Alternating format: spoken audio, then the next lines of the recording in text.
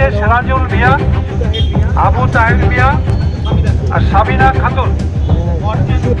লোকসভা যত এগিয়ে আসছে ততই দল পরিবর্তনের প্রবণতা বাড়ছে। মঙ্গলবার রাতে দক্ষিণ দিনাজপুর জেলার তপন ব্লকের চৌমাথা এলাকায় অবস্থিত দলীয় কার্যালয়ে একটি অনুষ্ঠানের মধ্যে দিয়ে বাম, কংগ্রেস ও নির্দলের 3 জন পঞ্চায়েত সদস্য সহ প্রায় 2,500 জন বিজেপি সহ বিভিন্ন দল ছেড়ে যোগদান করলেন তৃণমূলে। এদিন সদ্য যোগদানকারীদের হাতে দলীয় পতাকা তুলে দেন বালুরঘাট লোকসভা আসনের তৃণমূল প্রার্থী বিপ্লব মিত্র। যোগদান কর্মসূচিতে উপস্থিত ছিলেন জেলা সভাপতি সুভাষ ভাওয়াল, জেলা কোর কমিটির সদস্য প্রশান্ত মিত্র সহ অন্যান্য নেতৃত্বরা। 3 জন পঞ্চায়েত সদস্য হল দক্ষিণ লক্ষ্মীপুরের নির্দল সদস্য সিরাজুল হক, মধ্য লক্ষ্মীপুরের সিপিআইএম এর সদস্য মর্জেন আলী ও বামতালের কংগ্রেস সদস্যা সাবিনা খাতুন তৃণমূলে যোগদান করেন।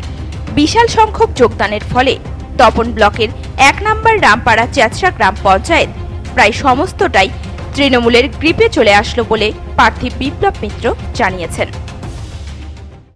না, আমাদের যে দলে ছিল এরা তা নয়। এরা কেউ সিপিএম করত, কেউ কংগ্রেস করত, কেউ বিজেপির মধ্যেও ঢুকেছিল।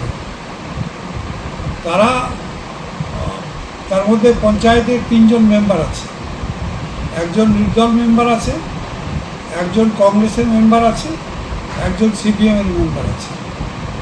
এরা এই 3 জন মেম্বারের সঙ্গে এই মানুষগুলো আজকে যোগ দিল আমাদের তৃণমূল কংগ্রেসে। এটা হচ্ছে তপন থানার রামপাড়া চেচরা বলে যে অঞ্চলটা আছে, সেই অঞ্চলে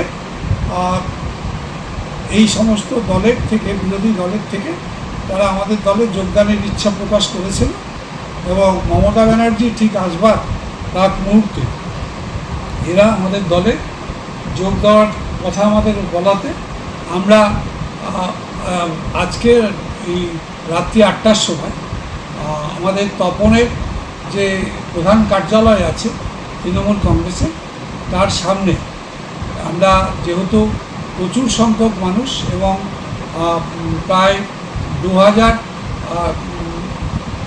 হচ্ছে 2,500-এর মতো মানুষ, তারা হচ্ছে আমাদের দলে আজকে যোগ দিল। তপন থেকে বিশেষ প্রতিবেদন, নিউজ টুডে।